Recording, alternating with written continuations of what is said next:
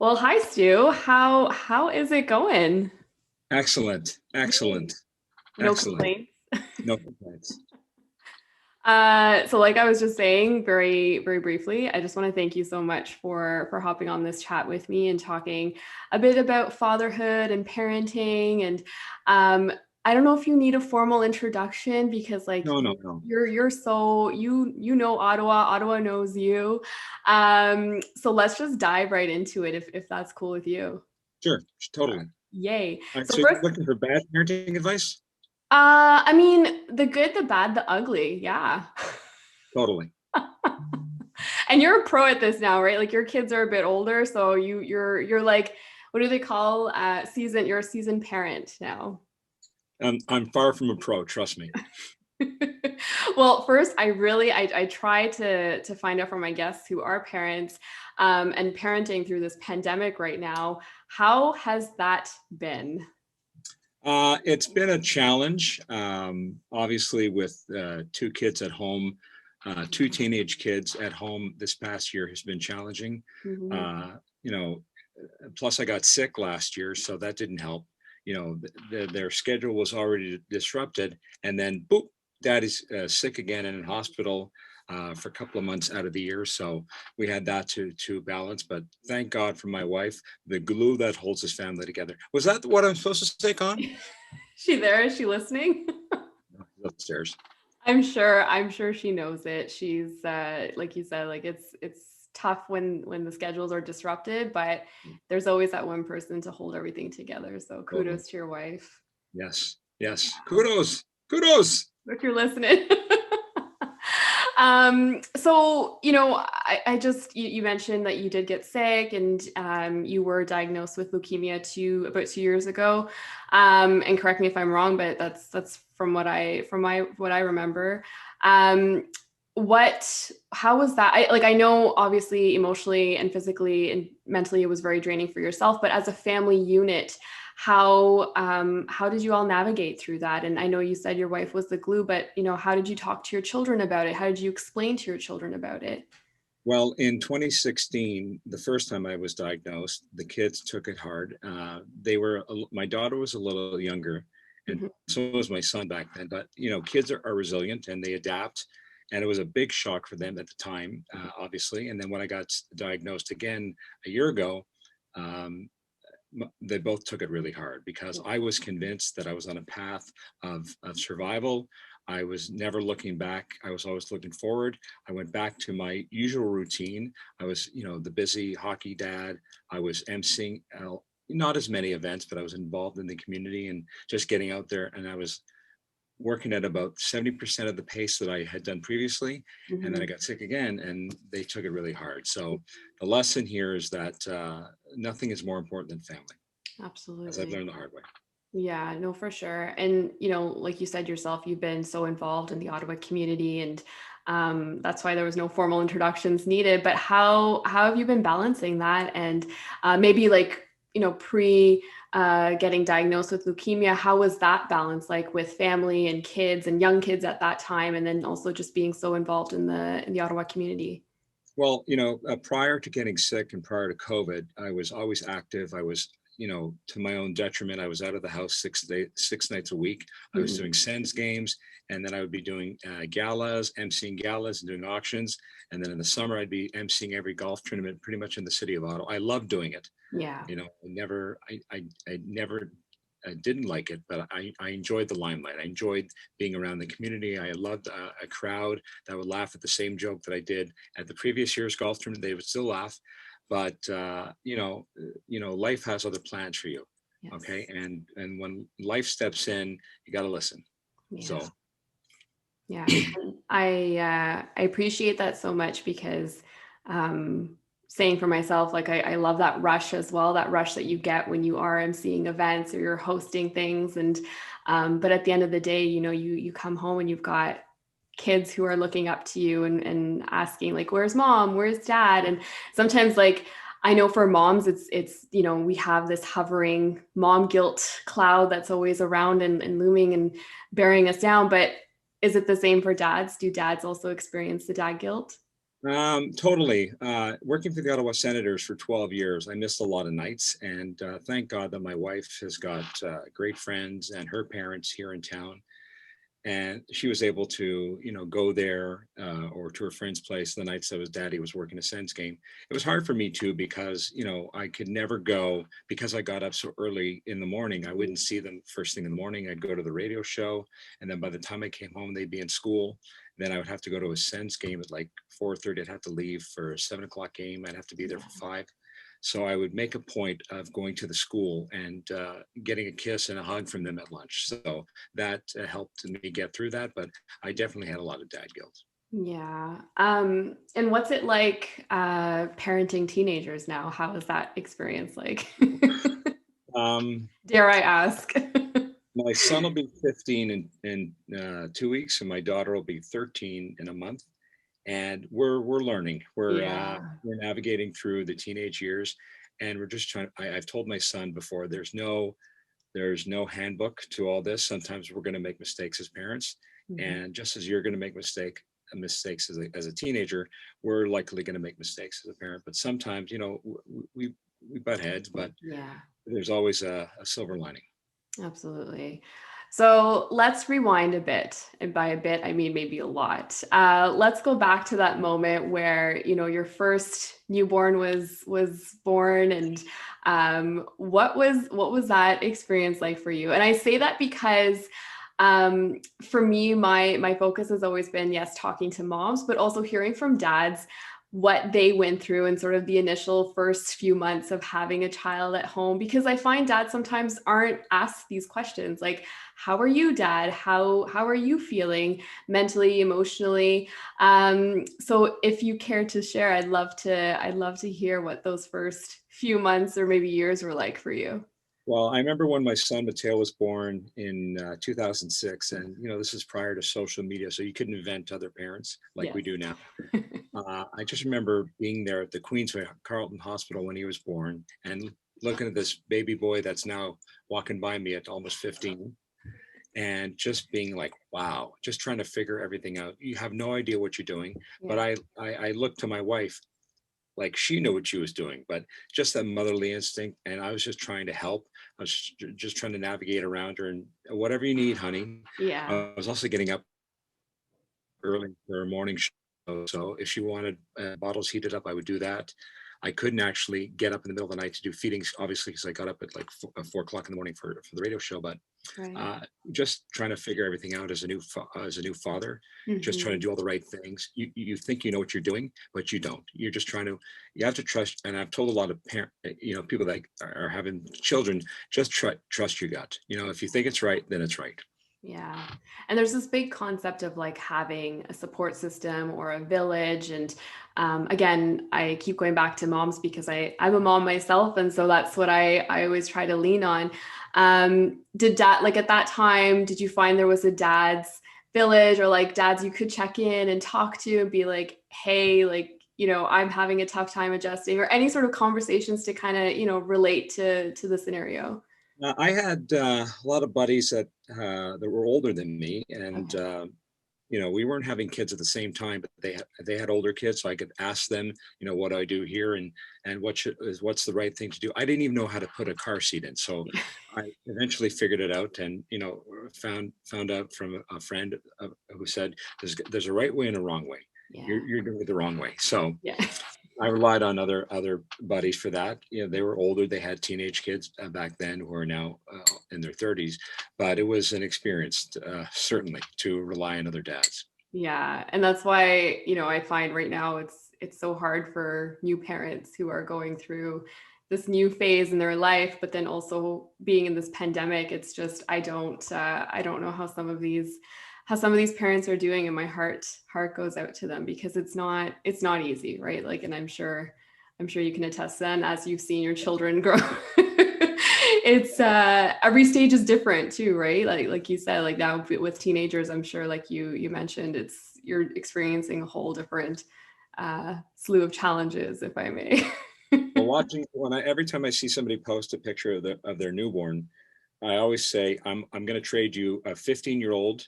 He's toilet trained. I'll give you a year's full of pizza, and a case of wine and a case of beer Yeah. just for your newborn. Give Yeah. us the newborn. You want the newborn now.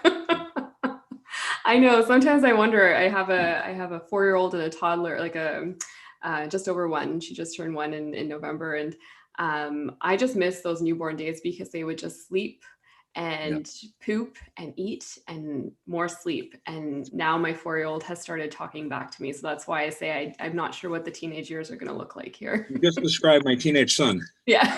He sleeps, he poops, and he eats, and he talks back. Yeah. Oh my God. That's what I envision it. My parents always used to say, like, you just wait till you have a teenager. And that's what I feel like it's just going to be, this reflection of myself. And I kind of worry that doors will be slammed and talking back will be Well, happening. And it's going to happen. yeah. And everyone says, oh, that's not going to be my kid. I'm going to be the greatest parent in the world. Yeah. I'll never say that to my child. You will. Yeah. But as long as they understand at the end of the day that, out of frustration, words sometimes come out. Yeah. Um, you know, you, we don't mean what comes out of our mouth sometimes. I've said some horrible things to my kids, Mm-hmm. um, under a lot of pressure, not, mostly because of the cancer, but I don't like to use that as an excuse. I Mm-hmm. mean, sometimes, I have a temper and I get upset like everyone else, Yeah. and things piss me off. So Yeah. when one of the kids does something and I've told them not to do that like 20 times, daddy gets mad. Oh yeah. Yeah. Oh, especially after that 20th time, for sure. Um, so That's you why mentioned, daddy drinks. yeah. Um, Listen, was that? I'm just being honest. I mean, No, no, any no. parent It's that says true. they It's don't but say that, yeah. they're lying. No, no. And I at the end of the day, as long as they know that we love them, that's what Yeah, matters, and that will yeah, always be there for them. And like I totally. said, sometimes I say some really nasty things to my 4-year-old, even though she doesn't understand it yet. But in the heat of the moment, it just happens, and I get it. Just just wait till she drops that word at preschool and says, and you get a call from the teacher. Um, Yeah. your child said blah blah blah. What? They were probably on YouTube. Yeah. Yeah, now we can blame social media for all of that. So speaking of social media, I love how vocal and active you are. I follow you on Twitter and Instagram, and I followed your journey throughout your cancer treatment as well. And um, so how, like, because your kids, do your kids have social media? Like, do they see, yeah, so do they see that, like, dad's posting this and dad's posting that? How do you talk to your kids about, because social media is a very hot topic, especially with the next generation coming up, and how to manage it and balance it. Even for myself, I find I have to put my phone away sometimes because it's just a lot of information overload. So how do you balance and navigate that with your kids? Well, I've told them both that my daughter went viral back in 2017. We surprised her with tickets to the Ed Sheeran concert and a Yeah. meet and greet, and she lost her mind. Yeah. So that went viral, and it keeps showing up every now and again on Facebook. Like People Magazine will retweet the story. Oh, no Uh, way. yeah, so it's That's it's very awesome. cool. But I've also explained to both of them that as quickly as you can go viral for great, you can also go viral for being a jerk. You can Mm-hmm. make a slur when you don't think anybody's watching. And when those videos about the Karens go viral, I make a point of showing them to my kids and say, don't be this person. Yeah. This woman, they got into an altercation in a parking lot. Never let these words come out of your mouth. And they both look at me like, we're not stupid. So what I say is I'm just reinforcing that Yes. someone is always watching. Even if you think nobody's watching, somebody's always watching. And Mm-hmm. watch what you say and watch what you post. Yes. And don't post something that you don't want to be held accountable for the next day if it blows up. That's You know, it. I've been pissed off at times. I've said things on Twitter that I'd like to take back, but never to Mm-hmm. the point that someone will go through my Twitter feed and say, "You said this about these people. You made a comment about these people." I never did. I've Yeah. always been very careful with that. Yeah. I've said bad things about clients sometimes, and I've gotten my hand slapped Mm-hmm. because they're big spenders with our company. So I'm mindful of that. But I've told my kids that if I ever catch them with a post like that, they'll lose their phones. There's no Yeah. questions asked, you lose it. And knowing how much they live on their phones, they're not going to take that chance. But I've Mm-hmm. also said that I will not embarrass you as your father on social media, so don't embarrass me. Yeah. That's And I'm a good. public person, and I will never do something that my nightmare is that I do something on social media and my kids have to face that at school. They've faced enough, Hmm. with getting sick. That would be the biggest nightmare for them to go to school and be be teased about something that dad did on Yeah. the show. Yeah. So that's always in the back of my mind. I still do funny bits, funny stunts, but not to the point that they would be embarrassed. No, for sure. And it's important. You're setting those boundaries with your children and in a respectful way, like you're treating them like humans and Yeah. having those important conversations. Um, a question just kind of popped into my mind because, like I said, you're very vocal on Twitter and how do you protect your own sort of mental health when it comes to that? Because I'm sure you do receive a lot of interesting comments your way. So how do you react to that? Do you have like certain times where you're like, you know what, I'm just going to get off social media and just kind of stay away? What do you do? Well, before I got sick in 2016, I took those comments to heart and I Mhm. would battle with people, especially on social media, and I would challenge people. Now, after getting sick the second time, I had a F this attitude, to the negativity. I don't want any negativity in my life.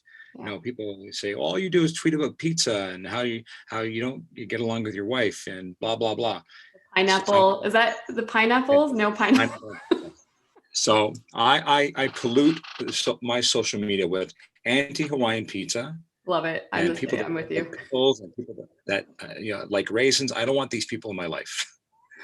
But I prefer to argue with people over stupid things like that than argue over politics. I have no time for arguing about politics, because you'll never. Although I vote for you for our next governor general, I gotta say.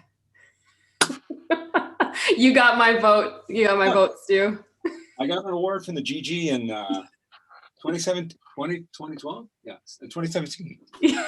I'm halfway there. You're almost there. You're like this close.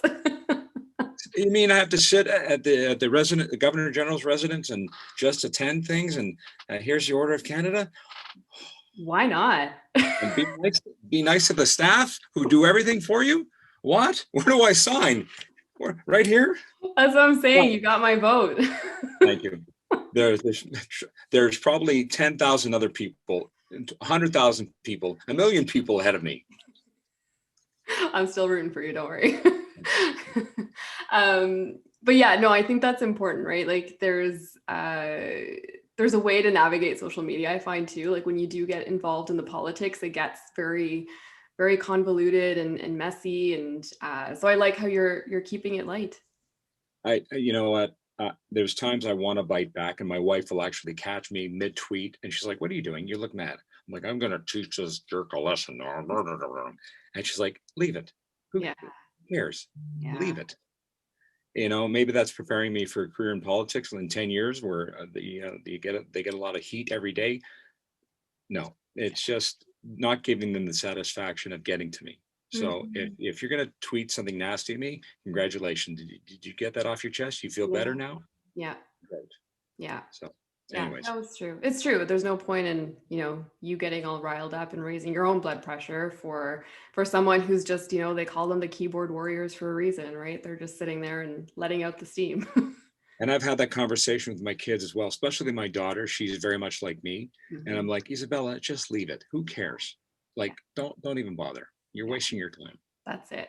That's it. Let it go. I always say in Elsa's words, this is a Frozen reference, thanks to I again mean, my it's 4-year-old. tough. Yeah, Just it's let it tough go. to it's tough to see somebody say that to you Yeah. when you're reading a tweet. Like last week, and I posted about my PTSD. Some guy tweeted at me, uh, "Get a grip, man. Grow up." Late. Hmm.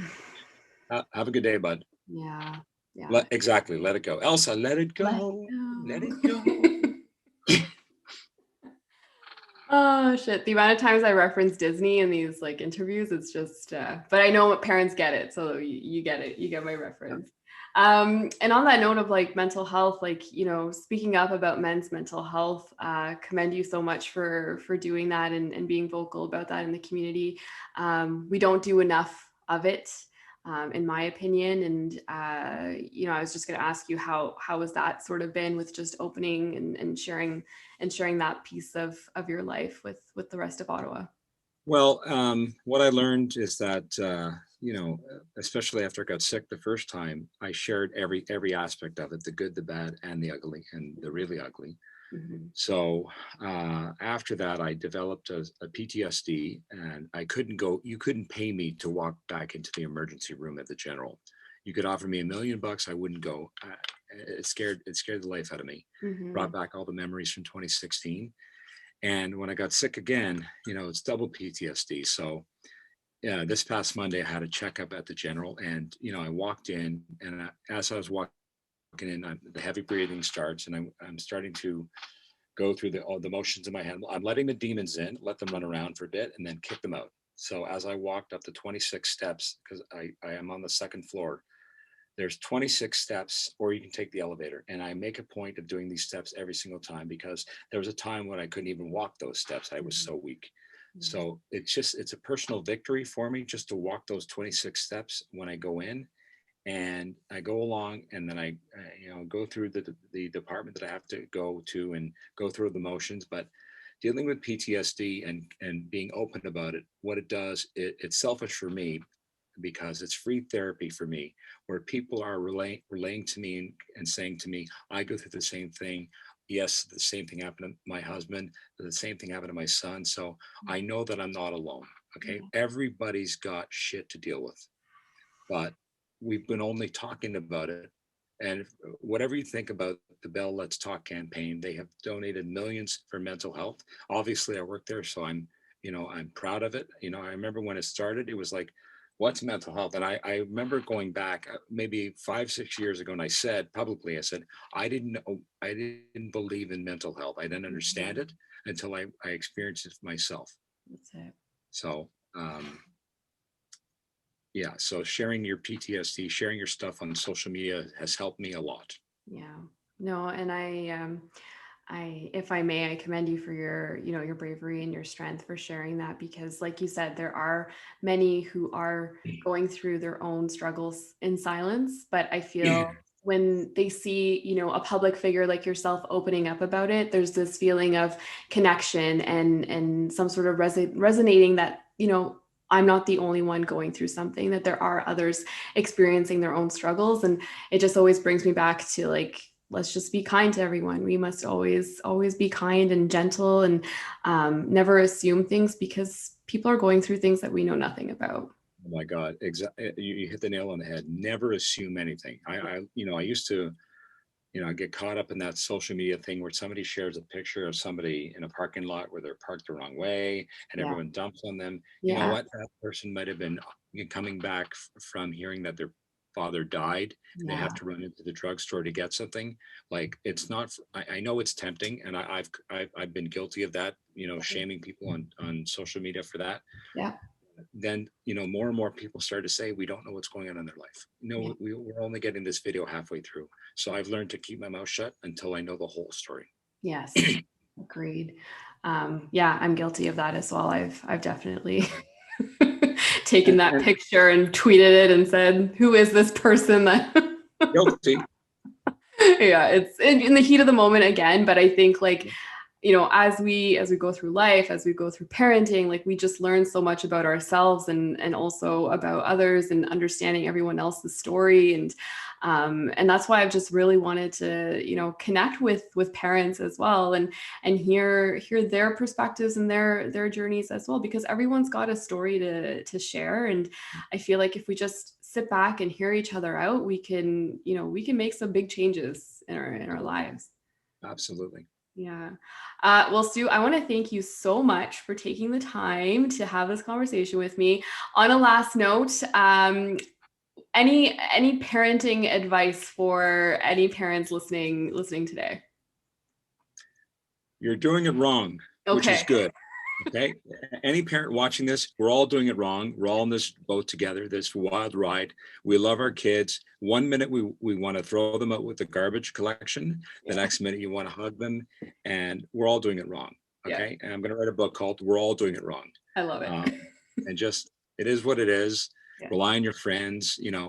I find that when you talk to other parents, sometimes we'll get, pre-pandemic, we would get together with other couples that we had just met.